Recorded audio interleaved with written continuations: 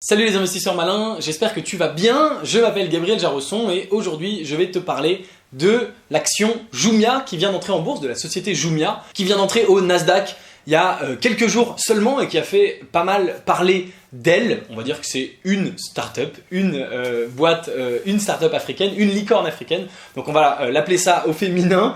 On va regarder ensemble est-ce que c'est un bon investissement ou pas et qu'est-ce qui s'est passé pendant ces quelques derniers jours pour que ça explose à ce point-là. Avant de commencer, si c'est ta première fois ici, si ce n'est pas déjà fait, je t'invite à cliquer sur le bouton s'abonner juste en dessous de cette vidéo pour t'abonner à la chaîne YouTube Léonis, ne rater aucune de mes vidéos et rejoindre plusieurs milliers d'investisseurs malins. C'est parti.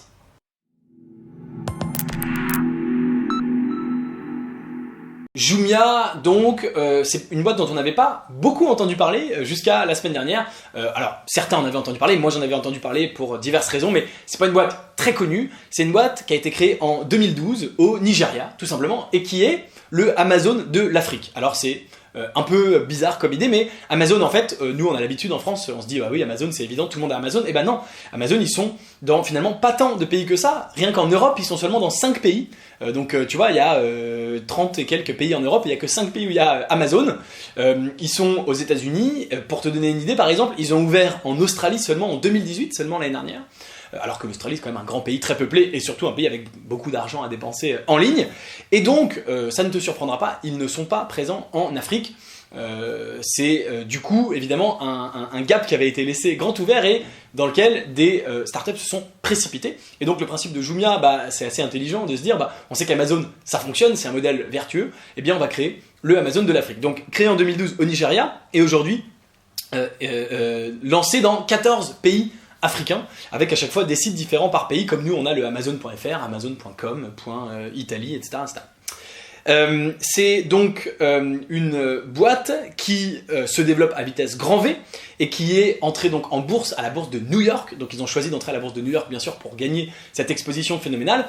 Et ce qui est assez intéressant, c'est que c'est la plus grosse startup, la startup la plus connue du continent africain. Tu le sais, le continent africain n'est pas connu pour ses startups malheureusement. Et pourtant il y a un certain nombre d'endroits qui se développent à une vitesse complètement phénoménale, une vitesse folle, dont d'ailleurs le Nigeria, qui fait partie, je crois, il me semble que c'est peut-être le pays qui a le plus de croissance en ce moment, dans le monde entier, enfin, ou en tout cas pas loin du tout. Donc vraiment, des coins où ça se développe à une vitesse folle, où ils partent en général d'assez loin, il y a beaucoup de choses à faire, et notamment sur le e-commerce. Alors il y a d'autres coins en Afrique, malheureusement, qui se développent pas aussi vite, il y a des endroits où il y a la guerre, il y a des endroits où il y a des machins, mais Jumia, ils ont quand même réussi à se développer dans 14 pays. Et à avoir une sacrée croissance. Donc notamment, pourquoi ils ont choisi 2019 pour leur entrée en bourse? Eh bien, c'est une boîte qui a une croissance phénoménale. En 2018, le volume de transactions réalisé par rapport à 2017 a augmenté de 63%. Je ne sais pas si tu te rends compte, Amazon, ils n'ont pas des chiffres comme ça, mais ça veut dire que si en 2017, ils faisaient un volume de transactions de, je sais pas, on va dire 100 millions, eh bien, l'année d'après, ils faisaient 163 millions, c'est-à-dire... Enfin, moi, dans ma tête, c'est quasiment pas loin du double. C'est 63% de plus pour être exact et précis. Et donc, ils choisissent d'entrer en bourse. Je crois que c'était lundi dernier, quelque chose comme ça. Il y a vraiment une semaine. Attends, je l'ai la date ici, pardon. Je vais te le dire. Voilà, le 12 avril. Donc, le 12 avril, c'était il y a un peu plus, c'était il y a 10 jours. Et l'action s'est complètement envolée. Donc, c'est ça qui est extrêmement incroyable. C'est pour ça qu'on a parlé d'eux. C'est que, tout simplement, l'action, ils sont entrés en bourse à une valeur de 14,50 $, 14,5 $. Et le soir même, elle était déjà à plus de 20-25 $. Et ils sont montés en flèche jusqu'à le 17 avril, 5 jours plus tard, jusqu'à 47 $. C'est-à-dire 3 fois le prix d'introduction en bourse. Donc, si tu avais acheté au moment de l'introduction et si tu avais revendu 5 jours plus tard, tu passes de 14 à 47, tu fais un x3 sur ton argent. Si tu avais mis 1000 €, ça devient 3000 €. Si tu avais mis 10 000 €, ça devient 30 000 €. Donc assez extraordinaire. Au moment où je te parle, aujourd'hui, ils sont stabilisés à 35 $, donc ils sont un petit peu redescendus. Ça reste plus du double du prix d'introduction en bourse, seulement quelques jours après son introduction. Alors qu'est-ce qui s'est passé? C'est assez extraordinaire. Et donc notamment, la valo lors de l'entrée en bourse, c'était 1,3 milliard, à peu près 1,3 milliard. Et aujourd'hui, on est à 2,7 milliards de market cap, donc de valo de la boîte. Donc la boîte passe de 1,3 à 2,7, elle a plus que doublé. Et donc t'imagines, plus d'1 milliard de création de valeur pour les investisseurs, pour les fondateurs, etc. Qu'est-ce qui s'est passé? Plusieurs choses ont été prises en compte par les investisseurs.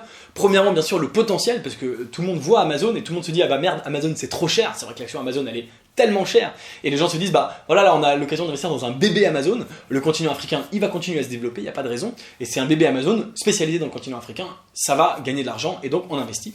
C'est la première chose. Et puis finalement, comme je te le disais tout à l'heure, eh bien c'est l'une des rares startups africaines à être entré en bourse, et donc si tu veux rajouter un petit peu d'Afrique entre guillemets dans ton portfolio pour t'étendre, tu peux dire je veux un peu d'Asie, j'achète du je sais pas quoi, du Alibaba ou du Tencent ou n'importe quoi. Tu peux dire je veux un peu d'Europe et je vais acheter qu'est-ce qu'on a comme boîte française en bourse, je sais pas, il y a Blablacar, je crois qu'ils sont pas encore, ils y réfléchissent, mais bon voilà, de l'européen, tu achètes du Spotify, voilà.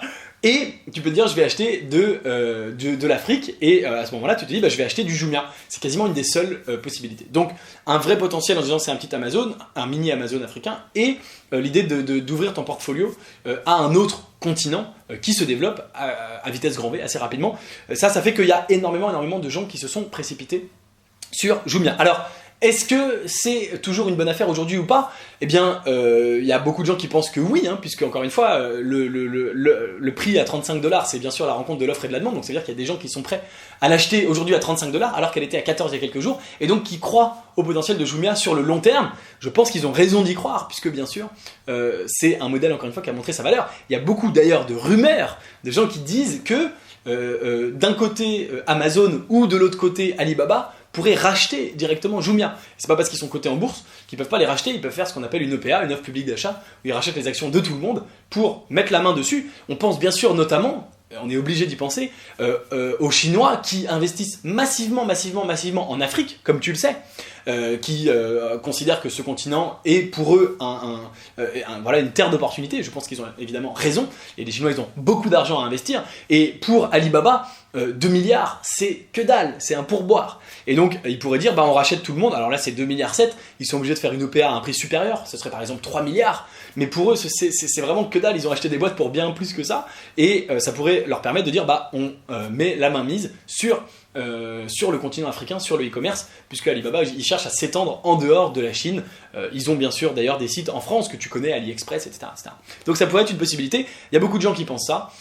Bien sûr, en même temps, c'est assez nouveau. On ne sait pas si si le e-commerce se comportera de la même façon sur le continent africain qu'il s'est comporté aux États-Unis, en Europe, où évidemment les pouvoirs d'achat sont bien plus élevés. Donc voilà, c'est un petit peu tout ça, c'est bien sûr une forte incertitude, on ne sait pas, c'est évidemment un sujet qui va être passionnant, ça va être génial de regarder l'action Jumia dans les mois et dans les années qui viennent, de suivre ce qui va se passer, et peut-être, pourquoi pas, d'attendre ce rachat que certaines personnes murmurent déjà d'un Chinois ou d'un Américain ou de quelqu'un d'autre, évidemment. En attendant, cette semaine, moi j'ai investi dans une autre action qui n'est pas Jumia, que je trouve au moins aussi intéressante, voire plus, et sur laquelle je pense gagner au moins autant d'argent, voire plus. Si tu veux savoir quelle action c'est, bien évidemment, je te donne rendez-vous dans le club privé Léonis Bourse. Dans ce club privé, je te donne chaque semaine une nouvelle action, en général une action US, dans laquelle j'investis. Pourquoi une action américaine ? Tout simplement parce qu'elle surperforme les actions européennes quasi systématiquement et sur les 100 dernières années. Donc, je m'oriente essentiellement vers les actions américaines, pas tout le temps. Là, il se trouve que cette semaine, c'est effectivement une action américaine dans laquelle j'ai investi. Si tu veux avoir l'info, je te donne le rendez-vous dans le club Léonis Bourse. Le lien est juste en dessous dans la description. Dis-moi ce que tu penses de Jumia en commentaire de cette vidéo. Est-ce que tu y crois ou pas ? Est-ce que tu investirais ? Est-ce qu'éventuellement tu as investi ? Est-ce que tu investirais aujourd'hui à 35 ? Est-ce que tu penses que c'est un bon ou un mauvais investissement ?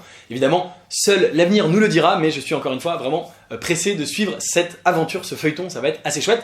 Merci d'avoir regardé la vidéo jusqu'au bout, j'attends donc ton commentaire en dessous. Si la vidéo t'a plu, mets-moi un like. Si tu n'es pas encore abonné à la chaîne YouTube Léonis, je pense que c'est vraiment le moment de le faire. Et moi je te dis à très bientôt pour une prochaine vidéo. En attendant la prochaine, tu peux regarder une autre vidéo de moi juste au-dessus de ma tête. Ciao.